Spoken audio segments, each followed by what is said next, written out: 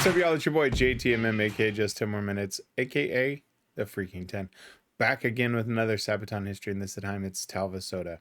Now, thankfully, in the comments section, y'all let me know that Talvisota really is a direct Finnish translation of winter and war. So thank you for that. That was kind of my assumption just because we hadn't heard about it from a territorial or city perspective, but I didn't want to speak too soon and then have missed something in the fine-grained details. So what I'm looking to get for this, and this is not a long one, right? We're at 13 minutes and 45 seconds, is are there aspects that maybe they didn't cover in, you know, both White Death and then, of course, the Winter War and the story of Laurie Tarney, you know, with the details, right? Because they covered a lot of it in those two. So I'm really curious to see, was Talvisota kind of a summary of it? And that's going to cover, you know, more of what they're going to talk about here. Or are we going to hear something we didn't hear about before? But there's only one way to find out. Let's switch it up. Let's check it out. And I'm Joakim from Sabaton, and this is Sabaton History.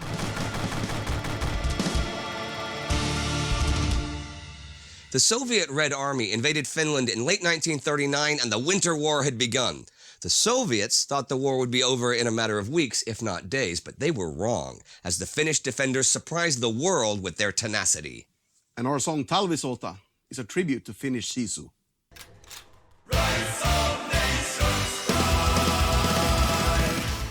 International observers had a hard time finding a war that seemed more one-sided. The military might of the Soviet Union versus little Finland with a population of some 3.65 million. Without modern equipment, without tanks or even allies, the Finnish seemed doomed from the start as Soviet troops crossed the border November 30th, 1939, starting what the Finns called Talvisota, Winter War.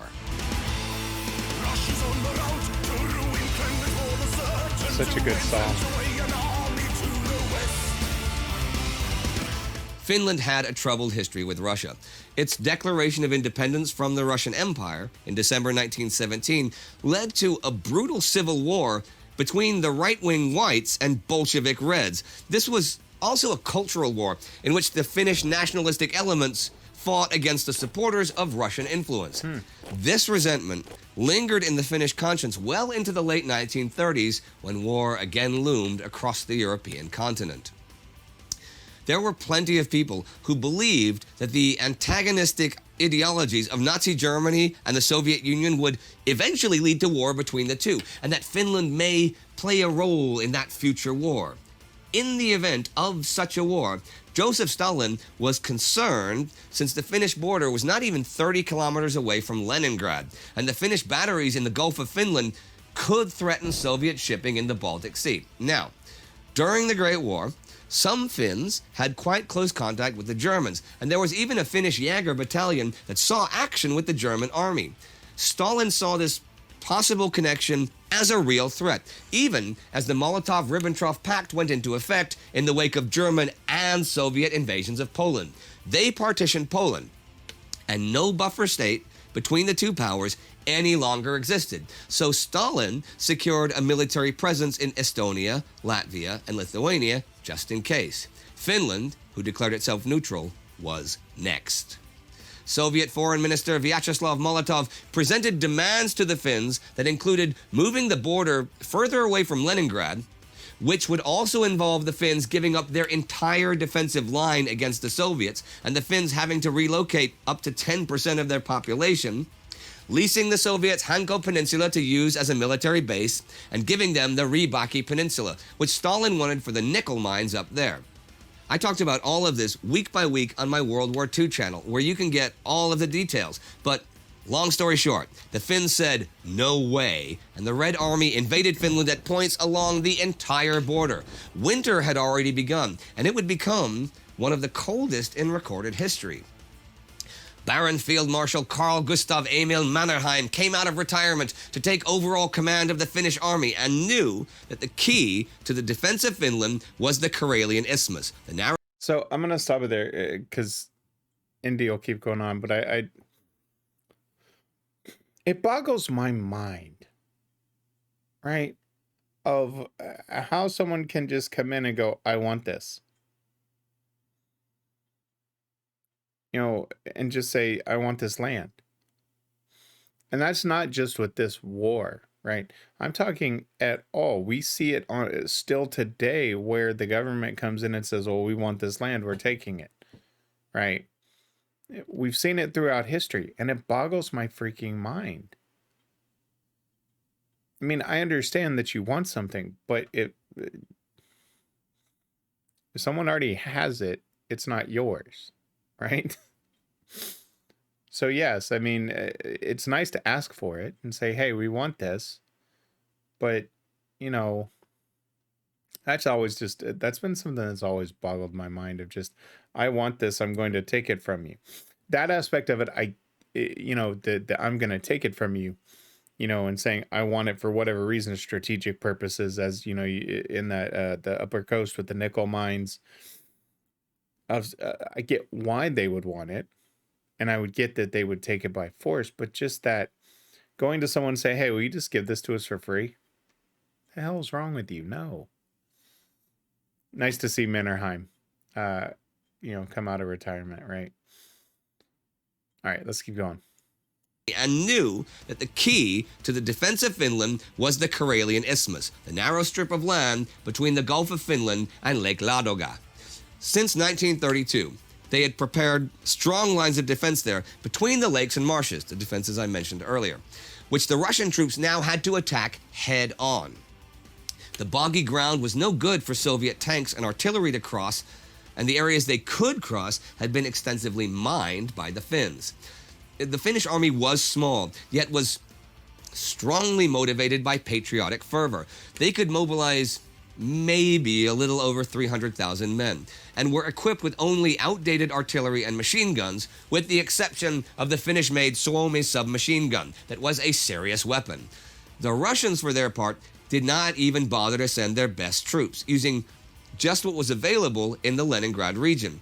Even so, against such a small nation, Stalin wanted only a quick war and ordered General Kirill Meretskov, the commander of the Leningrad military district, to conquer Finland in a few weeks. Meretskov planned to do it by Stalin's birthday, December 21st. And yes, I'm aware that that date is slightly disputed.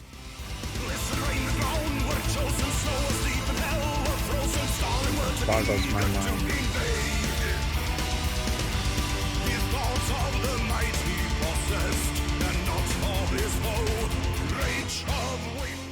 So before Andy says it again, I'll give Sabaton more praise, as if they need any more. But again, their music just sets the tone for something, right? Fast paced, you know, and them wanting to do it in such a fast pace, right? Wanting to do it by Stalin's birthday,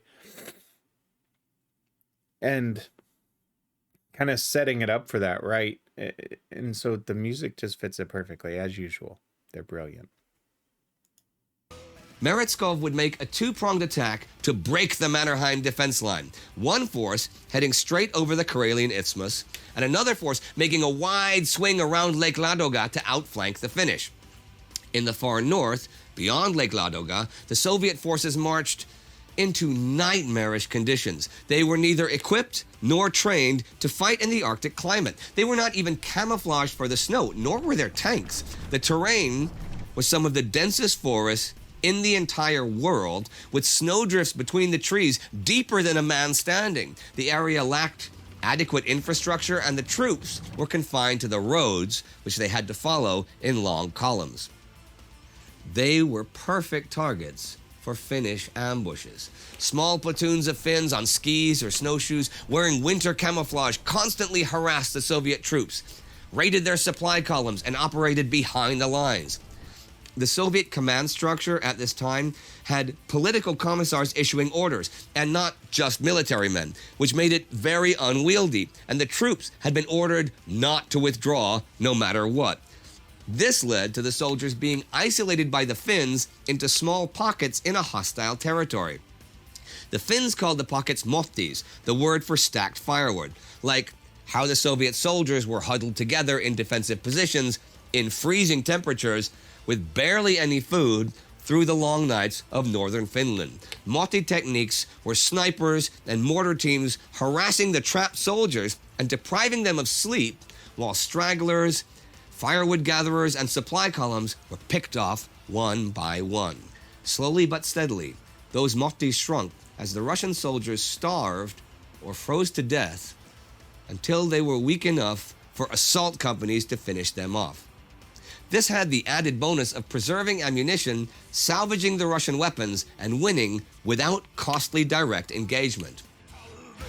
You know, that's... It's one of those things. It's just a reminder, right? And I may have said this in the other videos with White Death and Torny, but that is like the simplest tactic in war, right? Isolate and attack, and especially with the given conditions. You know, this is where you would think that from a Soviet perspective, again, I get the arrogance of you know, knowing size versus Finland, but also you still understand the conditions that you're going in. And I understand that you thought you were just going to go in and take it, but you always have a plan. You always have to understand what you're going into. And that doesn't just apply to war, right? It applies to your everyday life. You have facts that you know about. You have your knowns, and you have to plan for those knowns and plan as you can for the unknown knowns, right?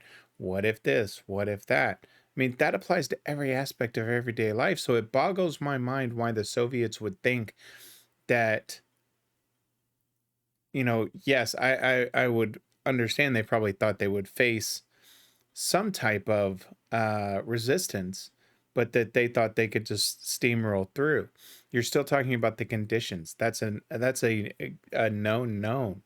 You have to know what you're walking into. That part still boggles my mind as to why.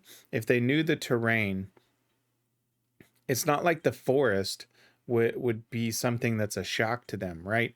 That forest could not be, you know, something that wasn't. If you look at that peninsula, right? Was the forest any different right on the Soviet side? Right where it kind of opens up. I know it was right towards Leningrad, but I would think that that border in that peninsula, if you're talking about the dense forest, it's not like it would be confined just to that peninsula. Now, maybe it was, but it seems like, you know, there would be part in Finland that would still be in the forest, and part of Russia or the Soviet Union that would be in that forest. So that forest shouldn't have been a shock. That's the part that boggles my mind, and I could be wrong, but I just think about, you know, the way that they kind of drew them to these roads because of the dense forest, that the Soviets would have understood this was their only line in, and to expect these types of things and prepare for it. That's the part that boggles my mind, quite honestly.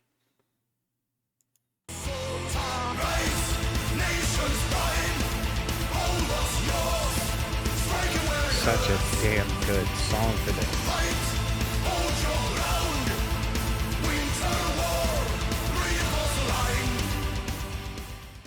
The Finnish defenses of the Mannerheim line were strong, and that, together with the knowledge of the terrain and with having skilled NCOs trained in small group tactics, they could outmaneuver the Soviets, even heavily outnumbered. But they still lacked adequate weapons, especially weapons to deal with the Soviet tanks.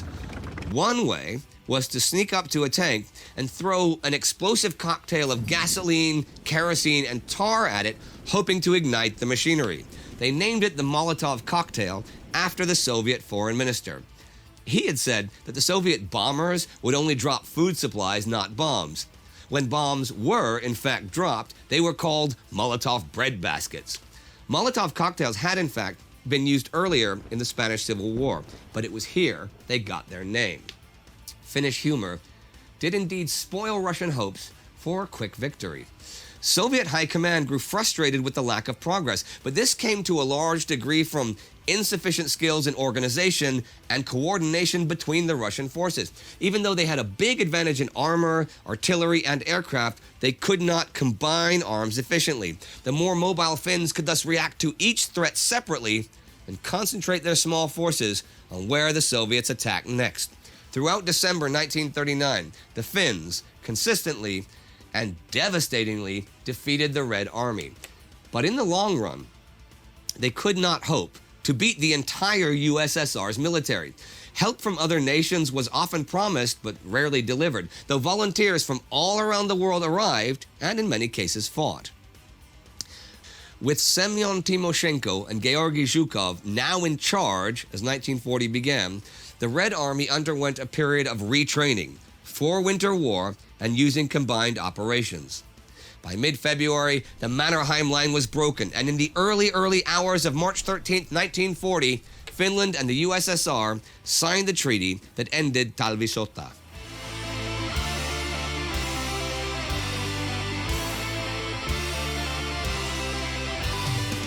The Soviets gained all the concessions they had asked for and more, but at what cost? The Finns had lost some 25,000 killed and maybe another 50,000 wounded, over 2% of their population in just 105 days. But the Soviets had taken over 200,000 casualties according to their own estimate, but they may have had as many as 250,000 men killed, not even counting the wounded. The Winter War was a serious blow to Soviet pride, and the outside world now believed the USSR to be just a paper tiger. This would heavily influence Hitler's decision to soon wage war against the Soviets, and would also influence Finland's decision to fight on Germany's side in the continuation war.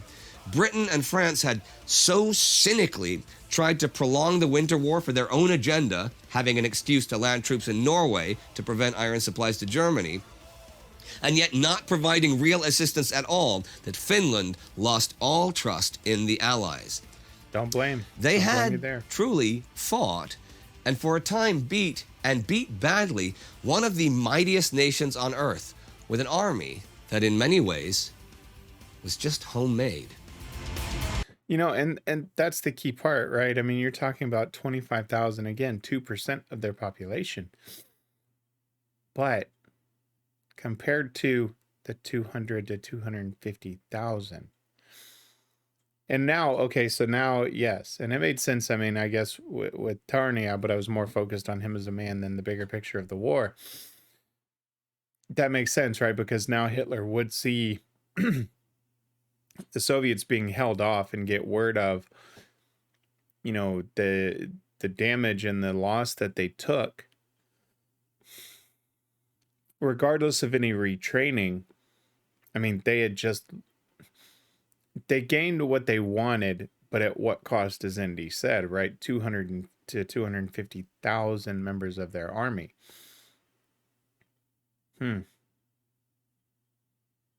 It's one of those things because, and y'all know Finnish history better than I do, from stories passed down, news, books, etc. But the question to me is in my head, Russia got what they wanted that they had asked for previously.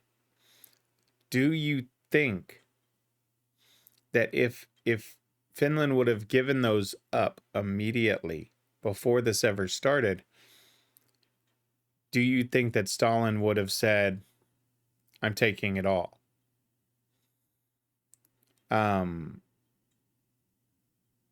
That's an interesting question. You know, obviously you've got now the continuation war with you know, Germans, etc. But I'm just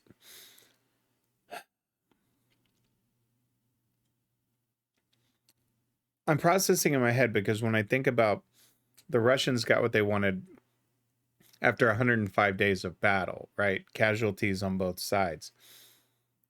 Was that war worth it for Finland to stand up and say, no, we're not going to take it? We'll take as many of your men as we can, versus giving it up and maybe Stalin then trying to go deeper. Was that his ultimate goal, was to take over the entire country of Finland, right, and use that as a mainstay versus Germany, or did they just want that for the nickel mines in that peninsula? I don't know. My gut says that eventually he would have wanted it all if they would have given that up, and that there would have been a war either way. But I mean, that's a what if, right? I mean, obviously it is what it is today, but it's one of those what ifs that pops in my head. This has actually provided a little bit more depth than what the other two stories did. Plus, it's got the awesome music in the background. Now, you mentioned Sisu at the beginning. Yes. What is Sisu? Well, I guess it's a mentality Finns have, resilience, hardiness, and it's quite impressive, actually. Well, I mean, you cannot fault them for their bravery in the Winter War. Absolutely Nobody can do that. And that's interesting because Finland, their national character, I mean, everything's a generalization, but that Sisu mentality, and there's also the heavy metal thing too. Yeah, actually, one of the few places in the world where heavy metal is not a small subgenre, It's not the extra thing that the weirdos No. listen I to. mean, there are metal bands, Finnish metal bands, that will whip Madonna off the charts, if they release an album. That's pretty cool. So all you metal bands out there in the world, go to Finland. Yeah, get your asses over there. But you guys, how often do you guys play in Finland? Not enough. Yeah, but it's so close to Sweden. Yeah, and it took us a while to get there as well. I mean, I think we'd been going on for like 8 or 9 years as a band before we actually made it to Finland. Wow. Which is kind of weird because we'd been, all over Europe at that point. But And not to the Finland. boat to Finland is so easy. Yeah. Well, that's the first time that we really hung out after the planning session was on the boat to Finland. Yes, on the boat to Finland. Like John F. Kennedy comes back, here's a gun, look, take it to you, man. On the boat to Finland, they serve a lot of cocktails. Oh, yes, they do. Now, you have a special cocktail. Yes, a very, very special one. One served for Mr. Molotov, actually. One of the actual original Molotov cocktails from the Winter War. Yes. That was not exploded or It something. was made from these Jalovina bottles. I think that's fantastic. Wow. With the whole Yeah, we have a blender. lot of stuff like that in our rehearsal space. I guess we'll bring it for the show sometime, some stuff.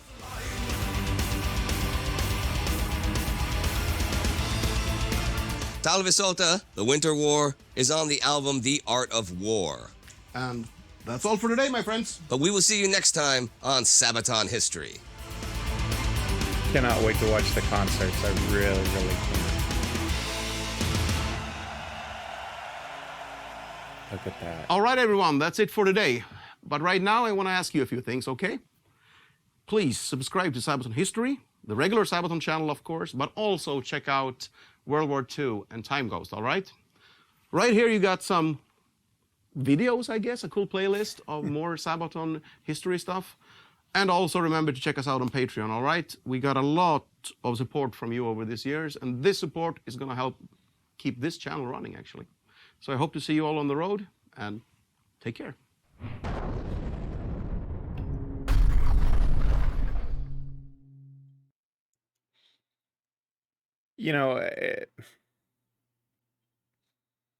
I can't say how amazing it is enough. I really can't. And I hate sounding like a broken record because that's not what my channel's about. But when it comes to Sabaton, it is almost a broken record because with every history bit that you learn, you're gaining knowledge and understanding of why the world is where it's at today, and why the world is headed back to where it was in previous years due to ignoring history like this and history being removed from the record books, I guess you could, is the easiest way to say it. So them bringing these things to light as they have reinforces my personal thought of the world and where it's headed. And it's not a pretty thing, just with, you see the same mentalities in a lot of places in the world that, we're lack of a better term, calmed down over the years, and now you see things differently. And it's going to be interesting over the next 5 to 10 years to see. I think that's when it's going to shape where the world is going. I truly believe that, because there's going to be leaders in certain areas that will no longer be around, whether it be health concerns or things of that nature. And you're going to see new leaders emerge, and with those new leaders, there's going to be mentality, and that's where the concern is for me, is how that takes shape. So, them bringing this history to light helps me understand where we were, not just for the American culture, but around the world. And also it gives me another appreciation for Europeans. I adore y'all.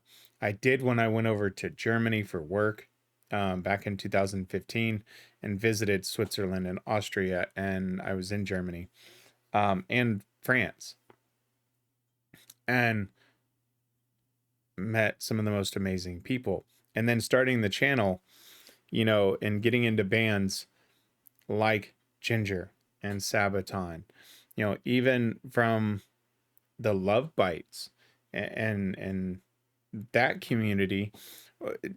I mean, the support, the ability, or the willingness to share information and educate, and it's not the treatment as, as y'all see on TV. And I am going to go on just a little bit of a tangent here, but the images of Americans that y'all see on TV is not the Americans that we are just as a whole, right? You see the most extreme. We just want a better day, just like, the rest of the world. And so in starting this channel and meeting everybody here, both from Sabaton's fans to Ginger fans to Nightwish fans to Love Bites fans, there's a commonality. When I think about, I'll give you this, I'll close it out with this. When you think about, right, I've had now over 540,000 views to my channel, to my videos. And in that time frame, from a comment section, I think I'm almost 9,000 comments in, I can count on one or two hands the negativity, right? And I'm not talking the spam bots. I'm talking about just people being trolls or, just downright insulting. And think about that. 9,000 versus, on one or two hands. That tells me the quality of people that not only follow this type of music, but just in general. That makes me happy. That gives me hope for the world. Y'all give me hope for the world. That's the easiest way to put it. Anyway, let me switch it up, give you my final thoughts. Why I went on that tangent, I don't know. The Winter War itself is fascinating to me. It's just that David versus Goliath mentality, right? You're talking about the millions versus, a very small army. And yet, because of the terrain, because of the tactics, and the knowledge of that home field advantage, while they didn't necessarily hold off in the long run, and they signed the treaty and gave up what they didn't want to, it is a sense of national pride of, don't screw with us. We can take you out and deal you a lot more damage than what you want to take. And that, to me, when I hear a song like that, and I said it in the comments, and I may have even just said it in the video, that gives me pride. Not as just an American with, my friends now from Finland, but it's more of that national pride of, don't screw with us, right? Yes, we're smaller, but we are going to deal you one hell of a blow. So I hear a song like this, and I mean, it gets me fired up. Now as friends of yours and American friends with people from Finland, same with Sweden with the war there, right? And everything that we've heard in these wars, it's that pride, it's that feeling of, yes, you can rise up, you can stand together, yes, we can accomplish it if your mind is right and you understand what you're doing. It just gives me chills. Anyway, enough of this. I turned this video way too long. I absolutely love y'all. Happy Thanksgiving for those that are celebrating it today. And, you know, if not, just be safe, be happy, be yourself, all of that stuff. Anyway, I'll see you on the next one. Next up, Inmate 4859. I am dreading this one, but it's coming next. I'll see y'all later. I'm out.